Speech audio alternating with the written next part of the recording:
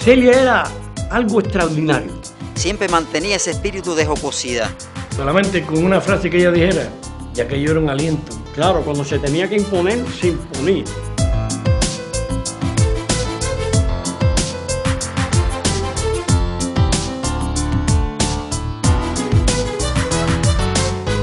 Era súper guapa, ella no tenía miedo a nada. Peleó en varias batallas. Era incansable.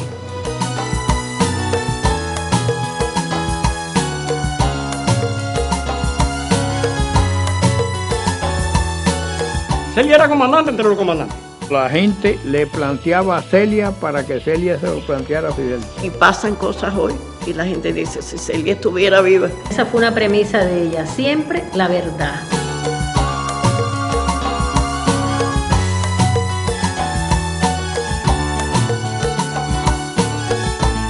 Y decir Celia es decir Celia.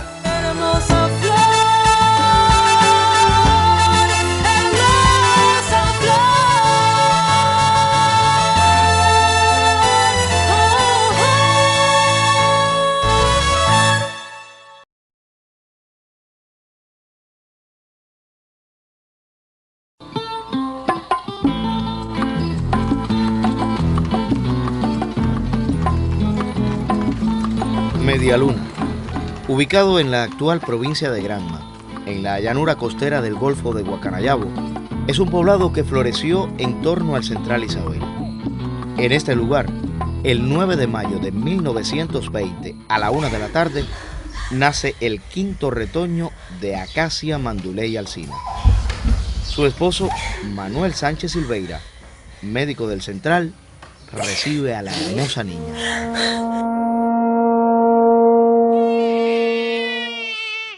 Nace un día después de los festejos en honor a la Virgen de los Desamparados, y así la nombraron Celia Ester de los Desamparados.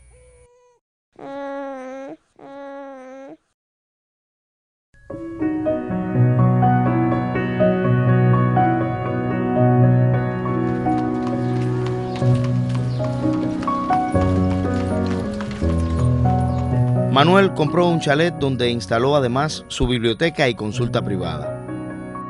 En un ambiente muy afectivo creció la niña Celia. Apenas a los 6 años sufrió la irreparable pérdida de su madre, víctima de paludismo, enfermedad que proliferaba por aquellos tiempos.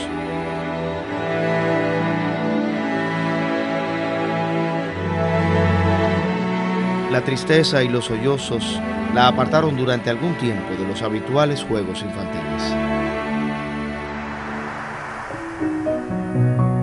El doctor, por su parte, nunca se volvió a casar. Querido por todos los vecinos, acostumbraba a visitar sus pacientes, acompañado de sus hijos, quienes fueron aprendiendo los sentimientos de bondad y solidaridad humana. Amante de la historia, muchas de las frecuentes lecturas que hacía a Celia y a sus hermanos tenían que ver con la vida y la obra de los próceres de la independencia, especialmente de nuestro apóstol José Martí. Sánchez fue director del Hospitalito del Central, fue médico de la Compañía de Seguros Las Aguas y fue médico municipal. Es importante aclarar que los ingresos de él como médico no fueron muy considerables, porque como pueden apreciar, aquí vivían y asistían a él las personas más pobres de este barrio, que no podían pagar una consulta. Celia inicia los estudios de enseñanza primaria con su hermana Flavia a los 7 años en una escuela privada en El Carmen. Pero luego, a partir de 4º grado, empieza a estudiar en una escuela pública y conjuntamente con los estudios primarios ella empezó a tomar clases de piano con su hermana Flavia, que se lo impartieron las hermanas Rodés por un periodo aproximadamente de 3 o 4 años. También ella sentía inclinación hacia algunas manifestaciones del arte, como las artes plásticas. Realizó dibujos y tuvo premios infantiles. Pero además de eso, también le gustaban las artes manuales. Con su tía Gloria aprendió a bordar a máquina y a confeccionar los moldes de ropa que le sirvieron a lo largo de toda su vida, porque ya en su periodo de adultez, Celia confeccionaba su vestuario.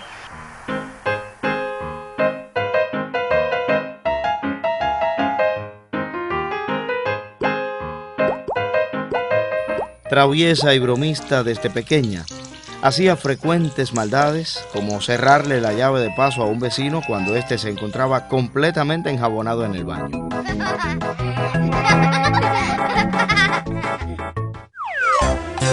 Hasta bromas más complicadas, como la que le hicieron cuando un fotógrafo ambulante alquilara un local en Medialuna. Celia fue a visitarlo junto a algunas de sus amigas y mientras una se retrataba, Celia y otras muchachitas tomaron algunas de las fotos.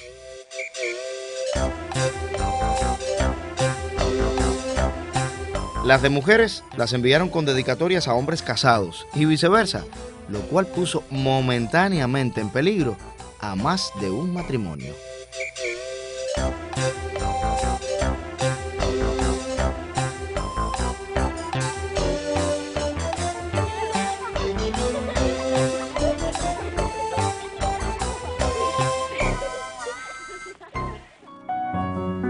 A mediados de la década de 1930, Celia ingresa en la escuela preparatoria José María Heredia en Manzanillo, con vistas a ingresar en el bachillerato, por lo que tiene que ir a vivir a casa de su tía Amanda el 7 de mayo de 1937.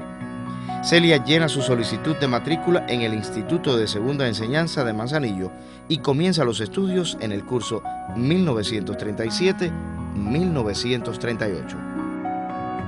Menuda y atractiva, a los 17 años, Celia comienza a ser el centro de un grupo de amigas que en Manzanillo eran identificadas como los pavitos. Ella cautiva la atención de varios jóvenes manzanilleros, pero solo Salvador Sadurní, un apuesto y atlético muchacho, logra gozar de su simpatía. Reuniones en casa de sus amistades, paseos dominicales y excursiones a la playa llenaban de alegría su vida. Hay unas cuantas anécdotas también desde el punto de vista del temperamento de Celia. Ya cuando empieza a estudiar el bachillerato, hay una anécdota muy importante y es que un profesor le pide a Celia y a su prima Ana que le lean el examen porque él no entendió su letra. Celia se negó rotundamente a leerle la prueba al profesor. Su prima Ana accedió. Celia argumentó que sencillamente uno de los dos estaba mal. O el profesor no sabía leer o ella no sabía escribir y no se incorporó más a esa enseñanza. Terminó su formación de manera autodidacta en Pilón.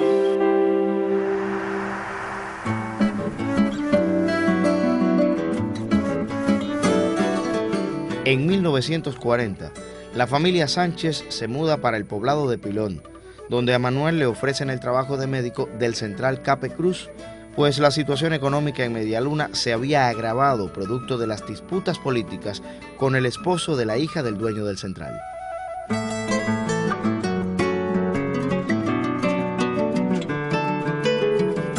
Celia y sus hermanas se ocuparon de adornar el nuevo hogar con un exquisito gusto, a base de plantas y flores, además del orden y la limpieza.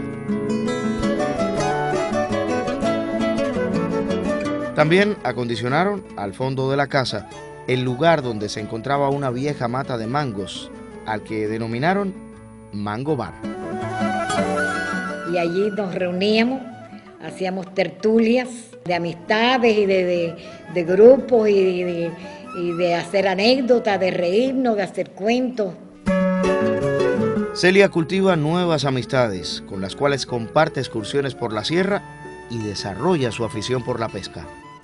Celia se creció cuando llegaron a Pilón, porque ella era la mano derecha de su padre, que ella era la que atendía, por ejemplo, si llegaba un paciente, ella era la que lo atendía, un campesino, alguien que llegaba, ella era su mano derecha. Es decir, que fue cogiendo de su padre esos elementos que no solamente tributan desde el punto de vista de su profesionalidad, sino también de su humanismo, de solidaridad, que en Celia se sembraron también gracias a la influencia de su padre. Y Sánchez fue un político, pero no un político de la politiquería, sino un político con convicciones claras de lo que debía ser la política. Era también historiador, era geógrafo. Fíjese si es así, que él localiza el punto exacto en San Lorenzo donde cae el padre de la patria. También el doctor Sánchez organiza, a propuesta de los integrantes de la Asociación de Antiguos Alumnos del Seminario Martiano, una expedición para llevar a la cima del Pico Turquino el busto de nuestro apóstol nacional José Martí, forjado por la escultora Gilma Madera. Además del doctor Sánchez, iba Celia conjuntamente con otros piloneros. Entonces, si usted conjuga, implica todo eso, quiere decir que el doctor Manuel Sánchez Silveira era patriota. Y esos sentimientos tienen que verse ido transmitiendo a la hija.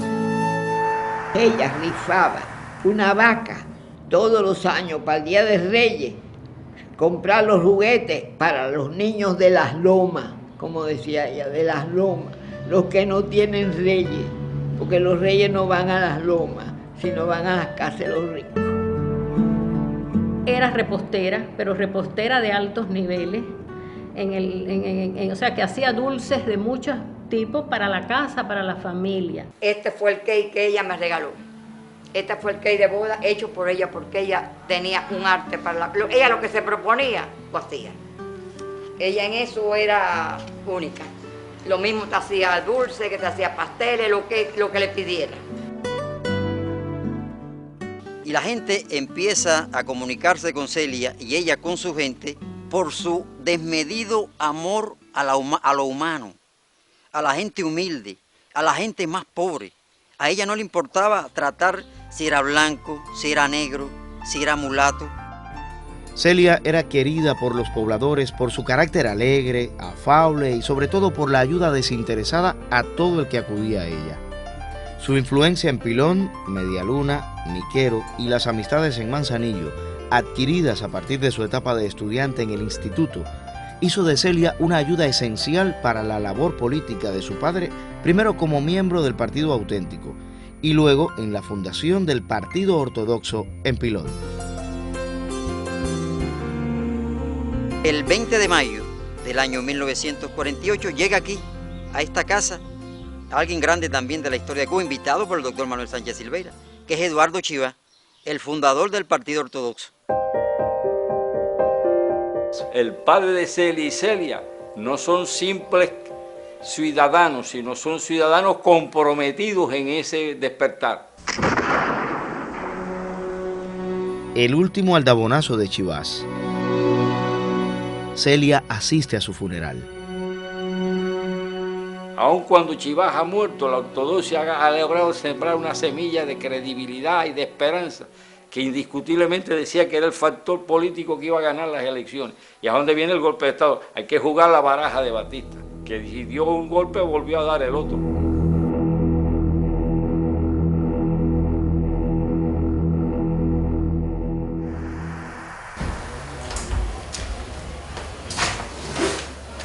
Aquel domingo 26 de julio de 1953, Celia se encontraba en una de sus habituales excursiones cuando, de regreso a la casa en Pilón, escuchó por la radio la noticia. De la mañana de hoy, un grupo subversivo en Oriente atacaron los cuarteles Moncada y Bayamo.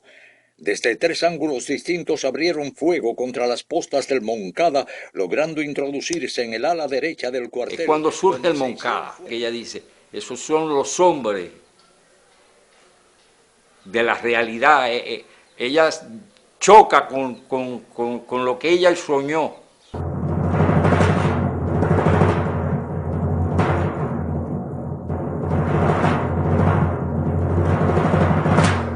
Celia va a Santiago de Cuba, a casa de Silvia, la hermana de ella que vive en Vista Alegre, para conocer quiénes son la gente, porque nosotros en Oriente no conocíamos a Fidel. Y entonces les dicen que cuando pasen a Isla de Pino, sobre todo Fidel, se le va a mandar cosas. Y efectivamente así fue. Se compraba chocolate, leche, cosas de lata y se enviaban allá. Y sobre todo libros, porque Fidel pedía muchos libros. Más que alimentos, pedía libros. Entretanto, en el país se desarrolla una intensa campaña por la amnistía política de Fidel y sus compañeros, hasta que en mayo de 1955 se produce la excarcelación. Y viene a fundarse el movimiento 26 de julio, con jóvenes de la ortodoxia. Es cuando Manuel Echevarría le propone a Celia la necesidad de ir haciendo las células de la zona de la costa, como le llamamos aquí, toda esta zona de Campechuela, Medialuna y Niquel. Ella organizó células de 4 personas, 3 más uno que dirigía la célula. Estos 3 se conocían entre sí, pero este jefe de célula no conocía a otras células en Pilón. Ella sí conocía a toda la gente que estaba en el movimiento y además le daba tareas precisas, concretas. Yo iba a la casa del doctor a vender viandas y ahí periódicamente nos íbamos viendo cada mes. Una vez, luego coincidíamos, luego no coincidíamos y ahí empezó ella a hablarme de los problemas del país. Porque, ¿qué hizo ella? Buscar relaciones. Y cuando buscó esas relaciones, impregnó una confianza. Ella incluso me propone que si yo quiero ser miembro el 26 de julio, yo digo que sí. Pero yo no sabía qué era 26 de julio ni un carajo. Y ella logró captar para el movimiento a Guillermo, a Crescencio Pérez. Crescencio era conocido en toda la zona, a los Acuña, el padre, los tíos de Vilo Acuña. Celia tenía un don que era aglutinar, captar mucha gente para el movimiento 26 de julio. Y ese don lo ejerció en su familia. Toda la familia de Celia hizo revolución. Y ella confió en la familia, porque la familia de ella, su familia, sus hermanos, la apoyaron incondicionalmente. Celia logra organizar un fuerte aparato clandestino en Pilón y extiende sus contactos por toda la costa en pueblos como Niquero, Medialuna y Campechuela. Un día de enero de 1956 recibe una visita inesperada. Fran País, responsable del movimiento en Santiago de Cuba, llega acompañado, entre otros compañeros, de Pedro Miret, quien estaba encargado de evaluar la situación del territorio como posible zona de arribo de la expedición revolucionaria que se preparaba en México. En el Mango Bar, que tantas veces había sido centro de reunión con familiares y amigos, ahora Celia recibe la tarea de preparar las condiciones necesarias que garantizarán el desembarco de la expedición. Estamos entonces preparados para empezar la lucha final. Fidel recibe las valoraciones de Celia por Manuel Echevarría, que está en México, porque ella le ha encargado a él que le convenza a Fidel dar a ella ir a México para venir en el desembarco. Y es cuando Fidel dice, Manuel Echevarría, le digo, si esa mujer es como tú dices, donde mejor va a estar y más útil nos va a hacer es allá. Indiscutiblemente donde más servicio le prestó a la causa de la revolución Celia fue en la región esta, preparando las condiciones de la recepción del desembarco, haber venido en el yate Granma. Celia es perseguida ahí tenazmente por el sargento del puesto, Rubén Matos Nieves, y ella sabe que él la está siguiendo y por lo tanto tiene que irse de Pilón y se va para Manzanillo. En Manzanillo también se vincula a la gente del 26 y empieza a trabajar clandestinamente dentro de las células del 26 en Manzanillo. En la casa de Pilón entraron los guardias, desalojaron cosas, se llevaron cosas, desbarataron cosas. Me acuerdo que sí, ya les registraron todo, tiraron la casa al revés, empezaron a registrar todas las casas donde van. Ella se fue para allá, entonces nosotros quedamos, al garete no, porque estábamos organizados. Fíjate que a mí me cogieron preso, me cogió Ojo Bello en Manzanillo y me metieron allá y hasta unas galletas me dieron. Y allí yo le mandé decir a ella que yo me iba a ir para allá porque esto estaba feo aquí, que ya me estaban dando. Y ella me dijo que no, que yo hacía más falta aquí porque yo era un guisazo. Yo le decía la cantidad de tropas que venían, los que venían, yo le decía de todo, yo se lo mandaba, todo eso lo sabían ellos enseguida por nosotros.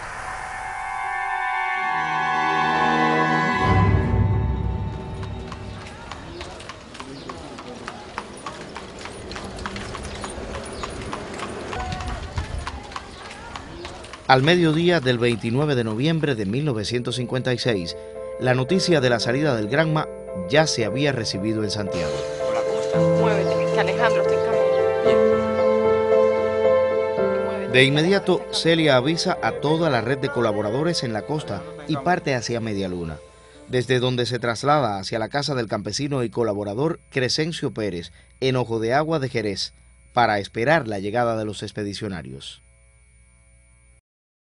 Y entonces Celia manda a través de Crescencio Pérez que me informe que estemos preparados porque ya la invasión viene, o el desembarco va a venir. ¿Por dónde? No se sabe, pero que se tengan medidas por las playas que tuvieran condiciones. El 30 de noviembre se produce el alzamiento en Santiago de Cuba, encabezado por Fran País, como parte de las acciones en apoyo al desembarco, el cual no se produce según lo planeado. La llegada de los expedicionarios era una incógnita. Ante tanta incertidumbre, en la mañana del 2 de diciembre, Celia sale hacia Santiago de Cuba para contactar con Fran, pero en el trayecto es sorprendida y apresada por la policía en un establecimiento de Campechuela. Me dejaron aquí como de señuelo, a esperar que los otros compañeros vinieran a hacer contacto conmigo para ir requisando gente, ¿no? Le pedí que si podía comprar una caja de fósforo. Me paré y compré una caja de fósforo. Vine, me senté otra vez, encendí el cigarro. Volví de nuevo otra vez y le pregunté a la muchacha, creo el muchacho que estaba aquí en la vidriera, si ellos tenían aquí chicle, y me dijeron que sí. Digo, voy a comprar una cajita de chicle, les pedí permiso, me levanté y fui a comprar la caja de chicle. Y ahí fue cuando yo escapé. Me escapé por esa puerta, por esta calle toda directa. La gente empezó a gritar, un alboroto tremendo, unos cerraban puertas, otros abrían y salían, las familias gritaban, yo doblaba por una esquina, doblaba por otra, y a toda carrera, y la policía atrás, unos tiros también que deben haber tirado al aire, no, parece que para amedrentarme o algo, hasta encontrar un solar. Cuando yo encontré un solar, me fui al solar y me tiré. El solar tenía una hierba baja, me fui arrastrando por toda esa hierba. Fui y pasé a otro solar más. Ya entonces sí todo era monte, aquello, un marabuzal tremendo. Yo pensé que el marabuzal me iba a hacer porque el marabuzal estaba grande, tenía muchas espinas, y yo me fui arrastrando. Yo pensé que era el mejor lugar donde yo podía escapar, porque por donde yo estaba pasando no pasarían ellos nunca. Allí había espinas por todas partes, yo me fui arrastrando entre todas aquellas espinas, me fui encajando todas las piernas, los brazos, la cabeza. Y cuando vi que quería orientarme, más o menos fui a donde había ruido. Y cuando fui a salir por el marabuzal me encontré que era atrás del cuartel de aquí de Campechuela. Eso me sirvió de orientarme a donde yo estaba y por donde podía estar la carretera. Y entonces de ahí volví, me arrastré hacia atrás, me arrastré mucho y fui a salir entonces a la carretera. En la carretera sí ya no había marabú, lo que había era una hierba muy baja, pero me quedé muy al canto de la carretera para ver los vehículos que pasaban, hasta ver una máquina con un civil que venía, sacaba la cabeza y vi el civil, me tiré a la carretera, hice seña y me paró. Cuando yo llegué a Manzanillo iba con muchos dolores porque se me hicieron unos forúnculos en la cabeza grandes de las espinas, tenía 3 espinas de marabú. Llegué con un poco de fiebre, parece que de lo mismo. Entonces mandé a buscar un médico, me sacó todas las espinas, me curó, me hizo curas en las piernas, en los brazos, más que todo la cabeza, que eran las que yo tenía parada. Una vez un tanto recuperada, la preocupación es, pese a todos los peligros, continuar rumbo a Santiago. Disfrazada de embarazada, llega inclusive en el camino a engañar a unos guardias y con el pretexto de un poco de café, logra entrar hasta la cocina del cuartel de la Rural y obtener información sobre el desembarco.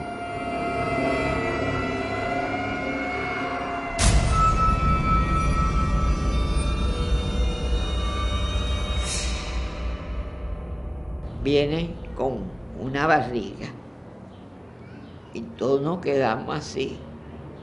Y Celia empieza a reírse. Mira, una barriga postiza, así pude venir, como Guajira que va a dar a luz en Santiago. Esas eran las cosas que se le ocurrían a Celia, pero unas veces la hacía para salvarse y otras veces la hacía de maldad. Después de la entrevista con Fran, se acuerda que Celia regrese a Manzanillo en espera de noticias. Los días transcurren y crece la angustia al conocer los crímenes cometidos por la tiranía sobre los expedicionarios.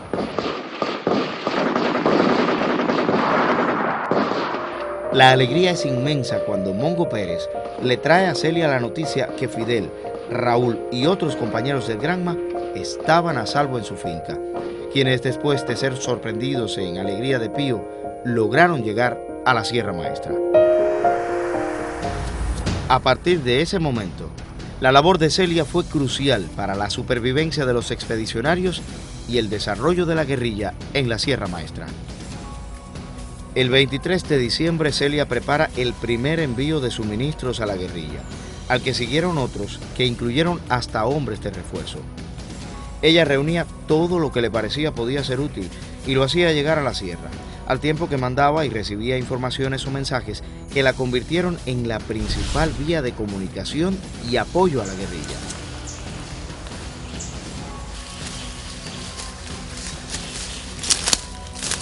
Luego de las primeras semanas de campaña, Fidel decide entrar en contacto personal con los dirigentes del movimiento y en particular con Fran y Celia, organizándose una reunión en la sierra que se hace coincidir con la subida del periodista norteamericano Herbert Matthew.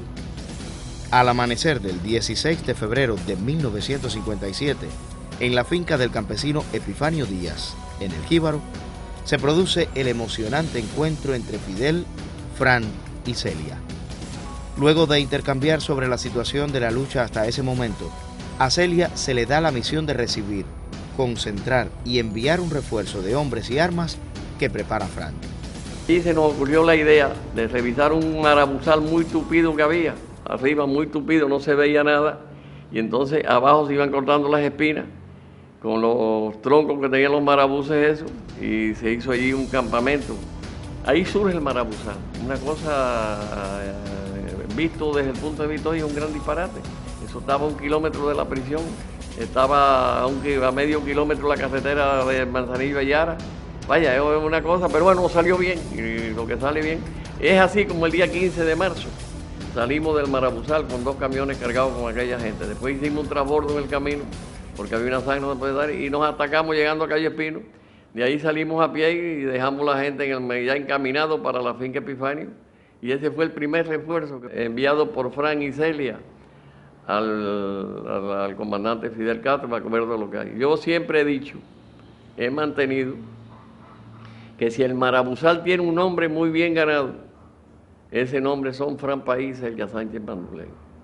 Ese fue el alma del movimiento revolucionario en la región de Manzanillo y fundamentalmente de los expedicionarios del Granma, que si no es por ella, por la red que ella tiene criada, ninguno se hubiera salvado. Ella conocía, por ejemplo, a todas las personalidades de Manzanillo, los mismos médicos que los dueños de grandes almacenes, de tiendas de ropa. A las puertas que tocaba Celia había que ayudar.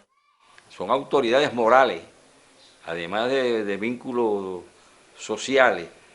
Había credibilidad. Nadie podía pensar en que Celia iba a recaudar dinero para lucro personal. Celia hacía unos planes enormes. Cuando uno decía 100 pesos y decía 1000. Y entonces, Mica, vamos a salir a hacer una colecta. Vamos a ver a fulanito de tal. Y vamos a pedirle 500 pesos. Tía decía, Celia no es mucho. Y dice, no es mucho porque ese tiene bastante dinero. Además, Celia inspiraba respeto por su bondad, por su manera de pensar, por su manera de actuar. O sea que cuando pedía una ayuda, la gente sabía que estaba dando una ayuda por una cosa noble, para una cosa sin ser revolucionario. Había que ayudar a Celia. Se movía mucho. Ella no estaba muchos días en un lugar. Incluso la última vez estuvo a 2 cuadras de la jefatura de policía.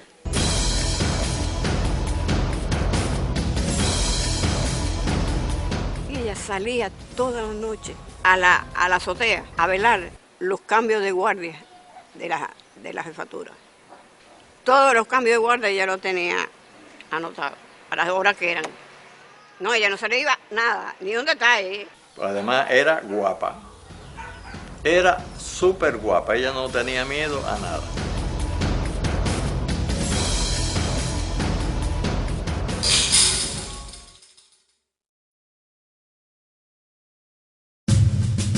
En el mes de abril, Celia cumple la misión de organizar la recepción y el traslado de los periodistas norteamericanos Robert Tabor y Wendell Hoffman, interesados también en entrevistar a Fidel. Esta será la segunda ocasión en que sube a la sierra, y su permanencia será por un tiempo más prolongado. Se integra a la escuadra de la comandancia y, como el que más, participa en las largas caminatas que realiza la guerrilla. Y es una de las formas en cómo se destaca Celia, con aquella resistencia que fue capaz de soportar estoicamente aquella vida nómada. Había compañeros allí que abandonaban la guerrilla porque no soportaban el esfuerzo aquel, no podían soportar el hambre. Fueron muchos los que no soportaron aquello. Y Celia, sin embargo, estaba ahí.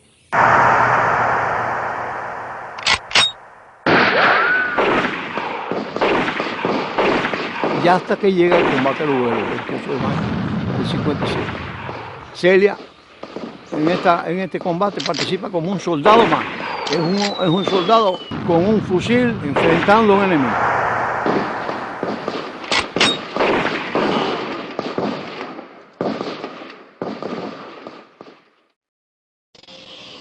Días después del combate de Lubero, Fidel decide que Celia baje nuevamente al llano, pues se había conocido que Heber Matthew estaba de nuevo en Cuba y pensaba visitar Santiago en busca de nuevas informaciones sobre la lucha en la sierra. Además, debía aprovechar la ocasión para reorganizar el apoyo a la sierra en la ciudad de Manzanillo, que se había venido debilitando desde su partida. La tiranía, al conocer que Celia conspiraba nuevamente en la ciudad, intensificó su búsqueda y captura, por lo que en el mes de octubre se ve obligada a realizar su tercer y definitivo viaje a la sierra. Una mujer muy valiente, muy firme, muy inteligente, para escapar de la persecución. Nosotros la mandamos a venir para protegerla, para que estuviera aquí en la sierra.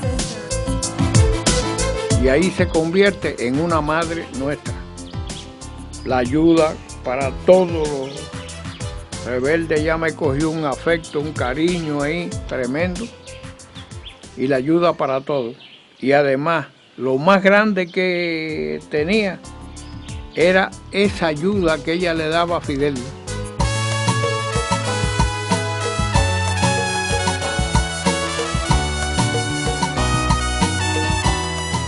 Ella llevaba todos los documentos completos y era el mejor ayudante que tenía Fidel. Y además acompañaba a Fidel, no era fácil acompañar a Fidel. Fidel daba una zancada aquí, otra allá en Casa del Diablo. Con la inteligencia de Fidel algo notó que tenía esa mujer que tenía esas cualidades y esas características tan especiales para ayudar en momentos tan difíciles como la Sierra Maestra. Fidel poco a poco va conociendo que tiene una persona allí incondicional, en todos los sentidos, además una gran organizadora. Los jefes de las demás unidades se le subordinaban a ella, sin subordinarse, porque el jefe directo era Fidel, sí, pero se le subordinaban indirectamente a Celia. Celia era comandante entre los comandantes. Lo que Celia decía, todo el mundo lo acataba, porque sabía de que era Fidel, no era ella. Nuestros campesinos, nuestros rebeldes, confiaban en ella, la queríamos mucho todos. Y hasta cuando una mujer estaba pariendo en la Sierra Maestra, iba y le avisaba a Celia. Fue madrina de muchos campesinos, hijos de campesinos de la Sierra Maestra.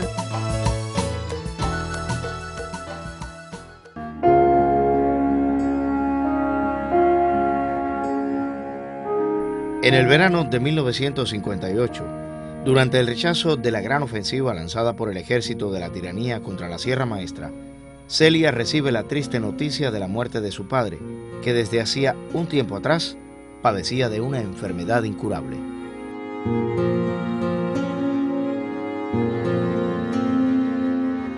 Ella trató de venir de la sierra, pero había un despliegue, se lo digo porque uno de mis hermanos fue ahí en la funeraria Caballero, la que está en 23, que fue creo que donde lo velaron. Mi hermano fue y dice que había un despliegue, mirando a todo el mundo, buscándola a ella precisamente. Ella no pudo bajar porque la hubieran asesinado. Ella, sin embargo, no quiso flaquear y desempeñó una labor vital en el primer frente guerrillero, desde velar por la construcción de trincheras, controlar y distribuir estrictamente el parque y los alimentos, hasta recepcionar y enviar los mensajes e instrucciones que Fidel recibía o impartía. Cuando se traslada a la Comandancia General para La Plata, es Celia quien propone construir todas las instalaciones sin talar un solo árbol para garantizar el camuflaje ante la aviación enemiga. Al concluir el rechazo de la ofensiva, cuando Fidel decide crear el pelotón femenino Mariana Grajales, Celia le brinda su apoyo como fiel defensora de la participación activa de la mujer en todas las tareas. Ella inclusive la ropa de que usamos las Marianas, que fue nuestra madrina, fue ella quien la diseñó. Yo decía para Tete, que es la más chiquita, o sea que esto hizo que ese cariño surgiera entre nosotros. El 11 de noviembre de 1958, Celia parte con Fidel desde La Plata y lo acompaña durante toda la ofensiva final del ejército rebelde hasta su entrada triunfal el 1 de enero de 1959 en Santiago de Cuba. Junto a él marcharía también en la Caravana de la Libertad. Consciente de que a partir de ese momento comenzaba la etapa más dura de la revolución, continuaría desempeñando, porque así lo prefería, una labor ajena a toda publicidad, pero indispensable para el proceso que se iniciaba.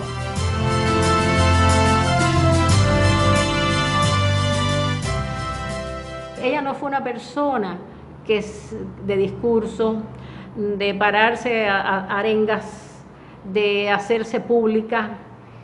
Si había que hacer, yo me acuerdo siempre que ella escogía en el comité central la última fila, el último asiento, ¿no? O sea, a ella nunca le gustó ser centro. Había que ver cómo ella se vestía tan sencillo, con aquella ropa de saco, lindísima, pero de saco, las alpargatas, la cadenita. Ese era lo típico de Celia.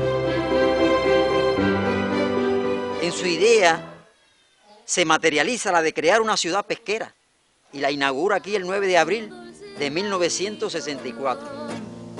En el pensamiento de Celia estaba la de establecer toda una infraestructura desde el punto de vista turístico, hoteles, la campiña. Ella visitaba en Mota, un lugar donde solía descansar, conversar, y allí ese lugar ahora aflora como un centro dedicado a los niños.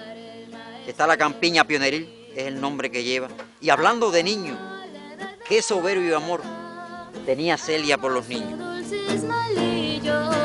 Ella, cuando triunfó la revolución, empezó a recoger muchachos de allá de la sierra, huérfanos, que tenían familia, no estaban abandonados, y lo empezó a traer para acá. Hizo un campamento en Cojima y lo llenó de muchachos. Cuando ella creó la escuela esa, ella precisamente pensó en los niños, precisamente de Pilón, de Marea, de toda la zona de La Plata, donde tenía que ver de aquellos que teníamos vínculos en la familia, que estaban trabajando precisamente con ellas desde la clandestinidad. Ella toda la semana iba 2 veces a la escuela y se interesaba mucho por las clases, por los alumnos, que cómo nos desarrollábamos en la escuela, en el trabajo. Ella, cuando lo veía a uno un poquito preocupado, lo llamaba y le preguntaba qué problema, en qué podía ayudar. Y solamente con una frase que ella dijera, ya que yo era un aliento.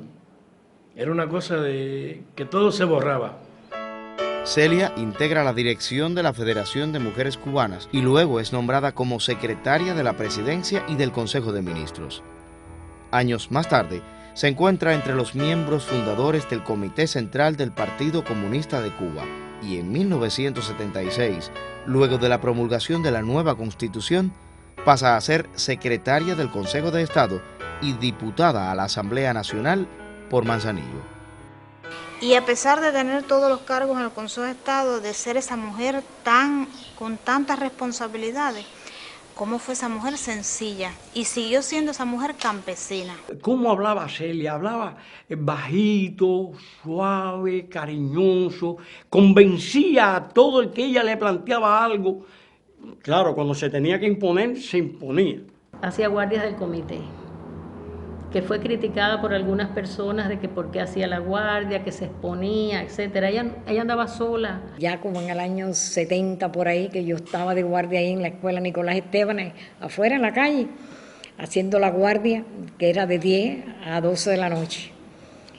Y ya yo veo la hora que era, qué sé yo, y ya yo me iba a ir y el relevo no llegaba y de momento la veo a ella que viene, digo yo, Celia, dice, ay, pero a ti es la que voy a relevar. Digo yo, Celia, ¿y tú viniste sola? Y dice, cállate, que me le escapé al escorte, a todo el mundo ahí en la casa y vine a hacer la guardia con su cigarrito, una zapatilla, un pantalón y una camisa. Entonces nos sentamos en un final, yo terminé haciendo la guardia con ella hasta las 6 de la mañana. Y tú llegabas ahí, te encontrabas a Celia sentada siempre en el mismo lugar, llena de papeles, no sé qué, no sé cuánto, pam, pam, pam, pam, pam, trabajando ahí. Estaba trabajando y atendía a la familia y estaba en la conversación de la gente, no, porque eso no es así, no sé qué. El hábito de ella era de descanso muy poco. Quiere decir, ella descansaba, si descansaba 4 horas, en las 24 horas que restan en el día, era mucho. Y te oía todos tus planteamientos, te lo oía todo lo que tú sugerías, te daba sus ideas y si le parecía bien, inmediatamente, al momento te lo aprobaba. No había burocratismo, con Celia no había burocratismo ninguno. Era, tú llegabas, te decía sí, no, así, te sugería cosas y ya. Celia desempeñó también un papel decisivo en los aseguramientos de la campaña de alfabetización y los primeros planes educacionales de la Revolución. Emprendió obras como el Palacio Central de los Pioneros en el Parque Lenin, el Campamento Volodia, la ciudad de pioneros José Martí en Tarará, y se ocupó además de atender los planes turísticos orientados por Fidel en todo el país. Su pasión por obras en beneficio social la condujo a intervenir en otros proyectos como la céntrica heladería Copelia, el Jardín Botánico Nacional y la concepción del Parque Lenin.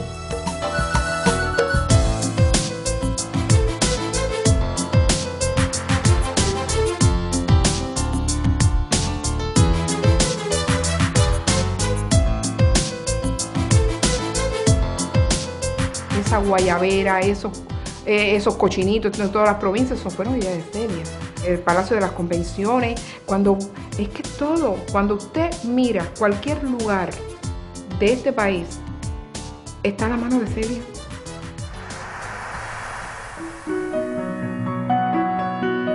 La otra gran pasión de Celia fue continuar el rescate y preservación de toda la documentación relacionada con la lucha revolucionaria.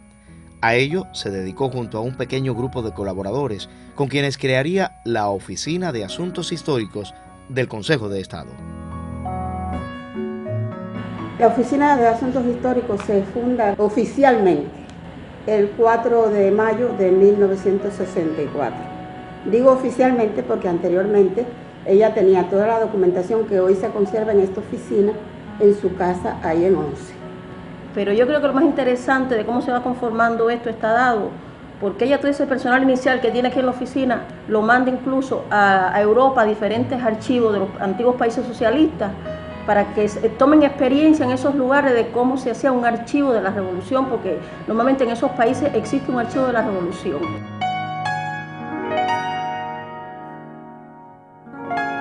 Ella sabía que esto era importante respecto a la trascendencia que podía tener esto en el futuro a través de la historia, que hacía falta porque esa era las raíces nuestras de lo que era la guerra, lo que la guerra dio y consiguió era la revolución. En su mente siempre tuvo presente el custodiar esos documentos y que se quedaran para escribir la historia.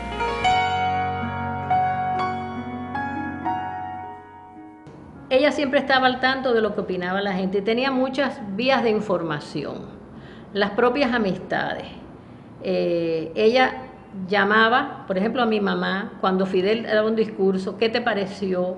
¿Qué se comenta? ¿Qué dice la gente? O sea, llamaba mucho a mi mamá buscando la realidad, la verdad, porque esa fue una premisa de ella, siempre la verdad. La fuente de información de Celia era la misma familia. Llegaba Flavia, una de las hermanas, que era la responsable provincial de odontología. Le decía: Flavia, ven acá, ¿cómo están los policlínicos dentales? Ay, Celia, mira, no hay amalgama, no hay esto, no hay lo otro. Me diga, chique, y esto, ¿no? Y está faltando el agua en tal policlínico y falta esto. Me diga. Llamaba entonces al ministro de Salud Pública.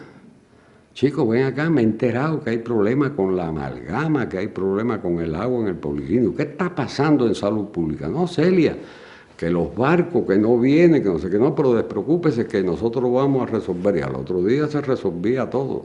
Y pasan cosas hoy y la gente dice: si Celia estuviera viva, no pasaran estas cosas. O sea que siempre el pueblo, el joven, el alumno, el viejo, el campesino, las mujeres, todo, y a veces nosotros mismos decimos: si Celia estuviera viva, no estuviera pasando esto. Ella fue la que diseñó la atención a la población y la atención a nuestros combatientes. Todo el mundo tenía una confianza en Celia, en soluciones de todos los problemas. Todos los problemas que llegaban, Celia los cogía. Le quitaba todas esas cosas a Fidel y las resolvía con creces. Celia le decía algo a Fidel, Fidel tenía una confianza absoluta, porque sabía que Celia, antes de decírselo, ya lo había comprobado. La gente le planteaba a Celia para que Celia se lo planteara a Fidel. Era una comunicación directa. Y además celaba a Fidel, la seguridad de Fidel, esa era su tarea. Consagrada a la revolución, la solidaridad de Celia rebasó las fronteras de la isla, identificándose a plenitud con las luchas heroicas de otros pueblos. Junto a aquella mujer responsable, exigente y austera, convivía la fémina presumida, auténticamente cubana, amante de la vida y las flores, los árboles, las frutas y la fauna, que un día también inspiró la creación del artista. Celia estaba colmada de proyectos que su imaginación tejía, pero al mismo tiempo se vio obligada a enfrentar una terrible enfermedad que poco a poco se introdujo en su cuerpo. Ella no nos demostró a nosotros serios problemas de salud, hasta el último momento. En la ONU ella estuvo en el año 79 y estuvo en el 30 de noviembre en el acto de Santiago de Cuba, y había que ver aquella sonrisa.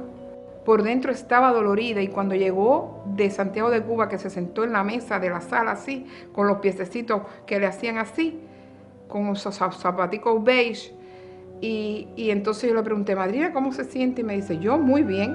Había una reunión en el gobierno, que estábamos todos los directores, y entonces la secretaria viene y dice: Dilber, te llaman de La Habana. Yo le dije que estaba al lado de mí, digo: se murió Celia. Y efectivamente fue.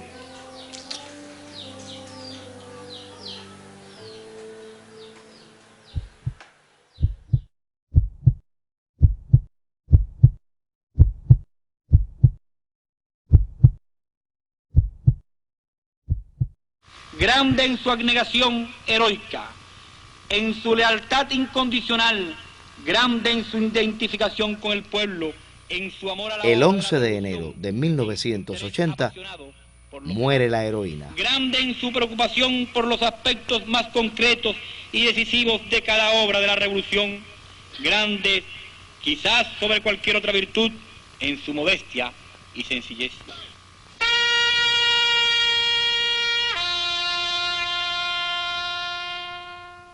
Y me llamó tanto la atención cómo vinieron personas importantes de todas partes. Y vinieron artistas, ahí llegó Alicia Alonso, muy correcta, dándole el pésame al comandante que estaba cerca de nosotros. Llegó Rosita Fornejo, o sea, vemos a Celia vinculada con la cultura. La gente viene a rendirle, pero me llamó más la atención cuando yo vi que eran las 2, 3 de la mañana, 5, no dejaban de pasar personas por allí. Y gente gritando en silla de ruedas y pedían misericordia por la muerte de Celia, quien entraba arrodillado. Un hombre paralítico y se puso de pie, cogió los 2 niños y decía, mírenla, mírenla. Ella es la madre de la revolución. En el piso donde yo estaba caían unas gotas de lágrimas. Para mí el comandante lloró. Yo lo veía. No pude mirarle bien a la cara. Pero yo sé que el comandante sufrió la muerte de Celia. Porque se le fue la mujer insustituible. Hay quien dijo, comandante, se le fue su mano derecha. Y él dijo, y la mano izquierda también.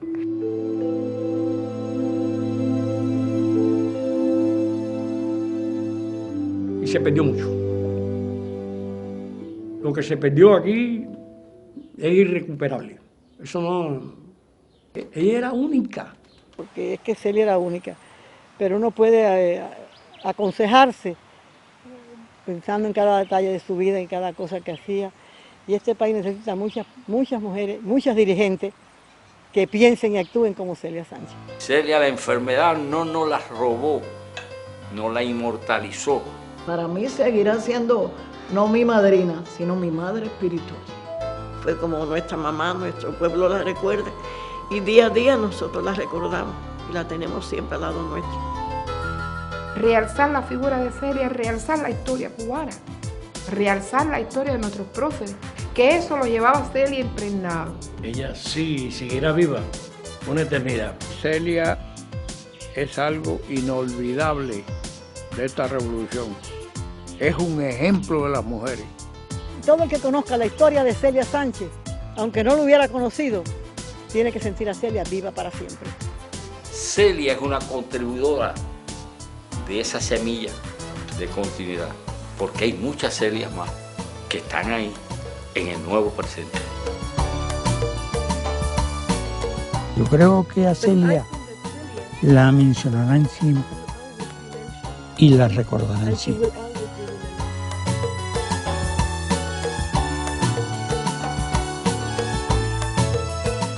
Celia aún nos da fuerzas, nos da aliento y nos impulsa con el ejemplo de su vida.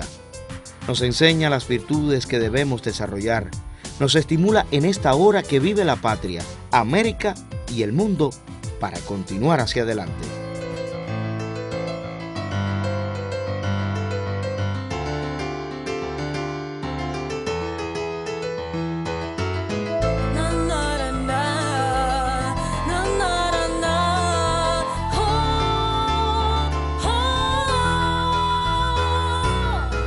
Con la brisa, como llegan los sueños a los que alimentan el futuro, poniendo empeños en ser dueños colectivos de la paz y la esperanza, y la reparten porque saben que a todos alcanza. Naciste en primavera, como nacen las flores, y el mundo con tus ojos se nos dibujó en colores. Valores de humildad, de dignidad y valentía te llevaron en sus brazos desde tus primeros días. Así se debería crecer, con luces en la frente, flores en el cabello y palomas en la mente. Así se hizo gigante desde el indómito oriente, la tierna y solidaria guerrillera combatiente. Celia, la heroína de la sierra y del llano, que cubano no ha sentido tu presencia. Tu amor te hace vivir eternamente entre tu gente. Sigas presente como la más hermosa. Celia, dice el guajiri y se emociona si la busca bien la encuentras caminando entre esas lomas. Se asoma cada vez que tiene la oportunidad y nos recuerda que no hay nada que importe más que la unidad y la lealtad a la revolución cubana, la defensa eterna de esta patria libre y soberana. Jamás siempre la historia de Celia, porque encierra la fibra más profunda y querida de esta tierra. Genuina representación de un pueblo firme y fiel, guardiana que atesora las doctrinas de Fidel. Miel de beso y hombro aliado al llanto del desposeído, pecho ardiente, rifle y fuego para enfrentar al enemigo.